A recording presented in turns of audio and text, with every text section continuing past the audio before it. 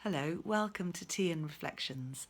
I'm sitting here in the living room with my cup of tea, and I've spent time over the last 2 days with somebody who suffers a lot from anxiety. She was telling me how much she worries about things and how much it takes away from her enjoyment of life. And I guess there's a few of us that can relate to that. We were reflecting on the fact that when you're in an anxious state, you tend to go into a very busy mind. You tend to go into the intellect and try to work out answers and solutions and try to make arrangements to bring predictability and control back into life, to try to allay the anxiety. But actually, it doesn't allay the anxiety. It doesn't particularly help having a very busy mind.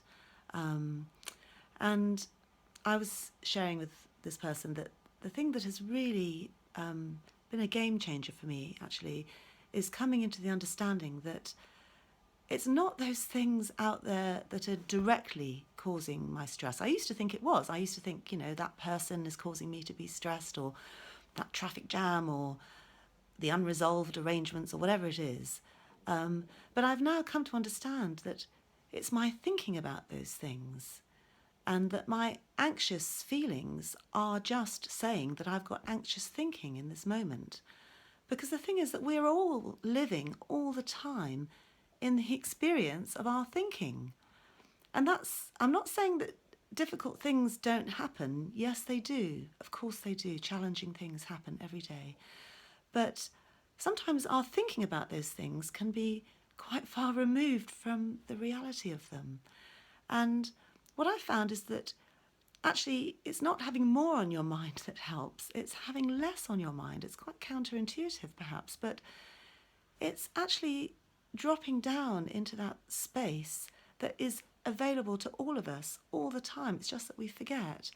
But it's doing something that helps you to have less on your mind, whether that's going out for a walk or having a bath or doing some cooking or some knitting, or just dropping into a space where you have less on your mind, and then you realize your connection to everything that you need, actually, because we are all connected all the time to our natural wisdom and well-being, and we're always connected to love, and it's there all the time for us. So an analogy I might give is that today in Oxford we've had torrential rain. It's been absolutely pouring with rain, and there are grey clouds covering the sky, and I know that those grey clouds will pass, and that behind the grey clouds the blue sky is always there and the sun is there. And the thing is, you are not your anxious thoughts. Anxious thoughts and feelings have a life of their own. They come and they go. But the thing to hold on to is that those anxious thoughts will pass. And just like today, the grey clouds will pass, and behind them is the blue sky. That's it for today. Thanks.